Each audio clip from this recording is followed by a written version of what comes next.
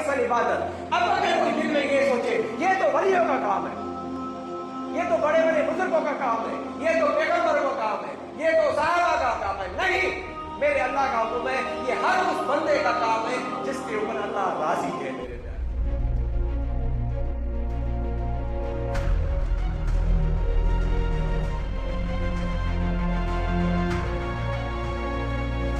اللہ نے سسٹم بنایا، پھر اللہ نے ان کی نشاندہی کہی کہ بھائی دنیا اچھی تو ہے اپنی جگہ پہ، لیکن اس میں خدشات بھی ہیں، اس میں خطرات بھی ہیں، ان خطرات کو دیکھتے ہوئے تمہیں اپنے ایمان کو بھی بچانا۔ اب دنیا نہیں ہوتی تو یہ نعمتیں بھی نہیں ہوتی، یہ پھل فروٹ نہیں ہوتے، یہ ہوائیں نہیں ہوتی، یہ چاند ستارے نہیں ہوتے، یہ روشنی نہیں ہوتی، ہمارے لیے کھانے پینے کا بندوبست نہیں ہوتا، کچھ بھی نہیں ہوتا۔ یہ ہے اسی لیے کہ اللہ نے اس کو پیدا فرمایا، لیکن اللہ نے قرآن پاک میں پھر محبوب کے ذریعے سے، احادیث کے ذریعے سے ان کے خطرات، ان کی خوبیوں کو، ان کی خامیوں کو اللہ تعالیٰ نے آپ اور ہمارے سامنے منور کر دیا، روشن کر دیا کہ میں نے یہ کتاب بھیجی ہے، تم اس کو پڑھو اور اس کے اوپر عمل کرو گے تو تمہیں دنیا کے بارے میں، حقیقت کے بارے میں معلوم ہو جائے گا کہ دنیا کہاں تمہارے لیے فائدے مند ہے، کہاں تمہارے لیے نقصان دہ ہے۔ تو چند حدیثیں بیان کی جاتی ہے۔ حدیثوں سے پہلے ایک بڑی پیاری بات مولانا روم فرماتے ہیں، مولانا روم فرماتے ہیں کہ دنیا کیا چیز ہے، دنیا کیا چیز ہے؟ تو آپ فرماتے ہیں کہ ہر وہ چیز جو تمہیں خدا سے غافل کر دے وہ دنیا، ہر وہ چیز جو تمہیں خدا سے غافل کر دے وہ دنیا۔ آپ سمجھ لیں جس طرح آج کسی کے پاس دولت کی ریل پیر ہے، ہیرے جواہرات ہیں، سونے ہیں، بڑے بڑے محل ہیں، بڑی بڑی کرسیاں ہیں، بڑی بڑی ڈگریاں ہیں، اور وہ گھمنڈ میں گھوم رہا ہے۔ تو ایسے بہت سارے لوگ ہیں جو خدا سے غافل ہو چکے ہیں، اس لیے کہ وہ دنیا کی محبت میں، اولاد کی وجہ سے، مال کی وجہ سے، ایک تعریف شدہ زندگی میں وہ بسر کرتے جا رہے ہیں اپنی عمر کو، اور اس گھمنڈ میں چلے گئے کہ اس کے علاوہ ہمارے پاس کچھ نہیں ہے، یہی ہماری کامیابی ہے۔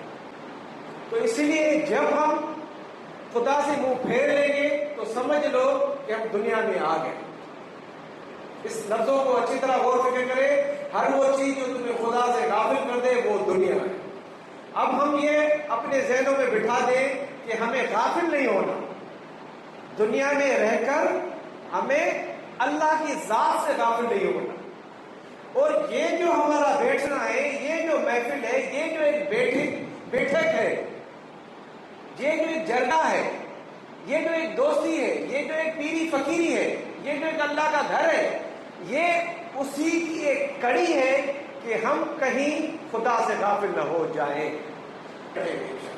چاہے ہم سب اپنی جگہ پر تہجد گزار، بہت نیک ہو، ذکر فکر والے ہو، لیکن اس کے باوجود میرے رب کا حکم یہی ہے کہ تمہاری دوستی نیک لوگوں کے ساتھ ہونی چاہیے۔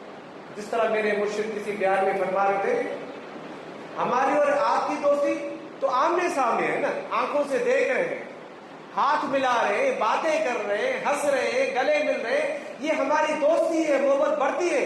لیکن اللہ کے ساتھ محبت ہماری کیسے بڑھے؟ اللہ کے ساتھ محبت تب بڑھے گی جب ہم اللہ کی محبت کو، اللہ کے تعلق کو دل میں جگہ دیں، کیونکہ اللہ کہتا ہے میرے رہنے کی جگہ مومن کا دل ہے۔ تو ہم اللہ سے کیسے ملاقات کریں، اللہ سے کیسے دوستی رکھیں، اللہ سے کیسے باتیں رکھیں؟ جب ہم اپنے دل کو اللہ کے حوالے کر دیں گے تو ہماری دوستی اللہ کے ساتھ مضبوط ہو جائے گی، اور پھر اللہ تعالیٰ کے ساتھ باتیں کرنے میں مشغول ہو جائے گا۔ اللہ کے رسول نے جو بیان فرمائی، خدا کی قسم میں تم پر محتاجی کے باعث ہلاکت کا خوف نہیں رکھتا۔ یعنی اللہ کی قسم کھا رہا ہے، اگر تم محتاج ہو جاؤ تو مجھے کسی چیز کا فکر نہیں ہے، لیکن مجھے تمہارے بارے میں خوف یہ ہے کہ دنیا تم پر کشادہ کر دی جائے گی جیسے تم سے پہلے والوں پر کشادہ کی گئی تھی۔ یعنی کہ دنیا کی محبت کھل جائے گی آپ کے ساتھ، دنیا کی لالچ آپ کے سامنے کھل جائے گی۔ ابو بکر صدیق نے پانی طلب فرمایا تو آپ کی خدمت میں شہد ملا پانی لایا گیا، بس جب آپ نے اسے موا کے قریب رکھا تو وہ رونے لگ گئے. جب پانی اس کے قریب آیا لیکن اس میں شہد ملی ہوئی تھی تو وہ رونے لگ گئے. تو لوگوں نے پوچھا آپ کیوں رو رہے؟ جب وہ خاموش ہوئے تو پھر آپ نے فرمایا کہ میں نے ایک بار رسول اللہ کے ساتھ تھا تو آپ خود سے کسی شے کو دور کرتے ہوئے فرمانے لگے یعنی مجھ سے دور ہو جا، لیکن میں نے کسی شے کو دیکھا نہیں. چنانچہ عرض کیا یا رسول اللہ آپ کس چیز کو خود سے دور فرما رہے تھے؟ تو حالانکہ مجھے تو کچھ نظر نہیں آیا. تو میرے نبی نے فرمایا دنیا تھی جو میرے لیے اس میں موجود زیب و زینت کے ساتھ بنا سنوار کر پیش کی گئی تھی تو میں نے اسے کہا مجھ سے دور ہو جا تو وہ ہٹ گئی. پھر لوٹی یعنی کہ دنیا ان کے سامنے آئی، محمود سرکار کے سامنے دنیا آئی تو انہوں نے کہا کہ مجھ سے لوٹ جا، مجھے دنیا نہیں چاہیے. اللہ کے محبوب نے دنیا کو کہا کہ دنیا مجھے نہیں چاہیے تو دنیا لوٹ گئی.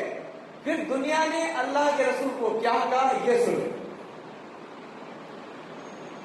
وہ پھر لوٹی اور بولی اگر آپ مجھ سے محفوظ رہے تو کیا ہوا؟ یعنی کہ نبی کو دنیا فرما رہی ہے آپ مجھ سے محفوظ رہے تو کیا ہوا؟ آپ کے بعد آنے والے مجھ سے نہ بچ سکیں گے. بس شہد ملا پانی دیکھ کر مجھے خوف محسوس ہوا کہ کہیں وہ مجھ پر غالب آ گئی. دیکھیے بہت سارے لوگوں کے پاس دنیا کی محبت آ گئی ہے، دنیا کی دولت آ گئی ہے اور وہ گھمنڈ میں گم ہو گئے، وہ اس میں غرق ہو گئے، ان کو اللہ یاد نہیں ہے.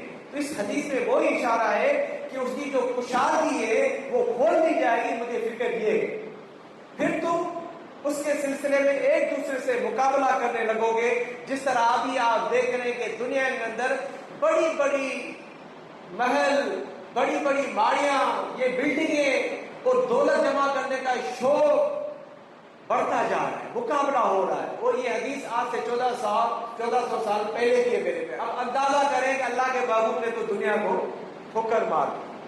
مجھے دنیا نہیں چاہیے، دنیا چلی گئی، لیکن دنیا نے کہا میں آ کر رہوں گی، جو آپ کے پیچھے لوگ آئیں گے میں ان کا پیچھا نہیں چھوڑوں گی. آج آپ دیکھ لیں کیا ہو رہا ہے دنیا لوگوں کے پیچھے، کیونکہ دنیا شیطان ان کے ساتھ ہے، شیطان برگلاتا جا رہا. ابھی اور کما، ابھی تو مرنے میں تجھے دیر ہے، ابھی اور لوٹ تو اور امانتیں کھا، جتنا تو حرام کھا سکتا ہے اور کھا یہاں تک کہ ملک الموت آئے گا اور پھر اس کو جہنم میں دھکا دیا جائے گا. تیرا وقت گزر گیا، اب تیرے پاس کچھ بھی وقت نہیں ہے. یہ محبوب سمجھا رہے ہیں کہ دنیا میں کبھی اس طرح غرق نہ ہونا کہ تمہارا موت آ جائے اور تم اپنی زندگی کی جو امانت تمہیں ملی تھی وہ تم ضائع کر. آج ہی ہمارے اندر روح ڈلی ہوئی ہے، یہ اللہ کی طرف سے امانت ہے. ہاں مشکلاتیں ہیں دنیا میں، مجبوریاں ہیں، امیری ہے، غریب ہے، قرض ہے، بہت ساری چیزیں ہماری زندگی میں. ان سب کے باوجود بھی ہمیں دین کو نہیں چھوڑنا، چاہے جان چلی جائے. میرے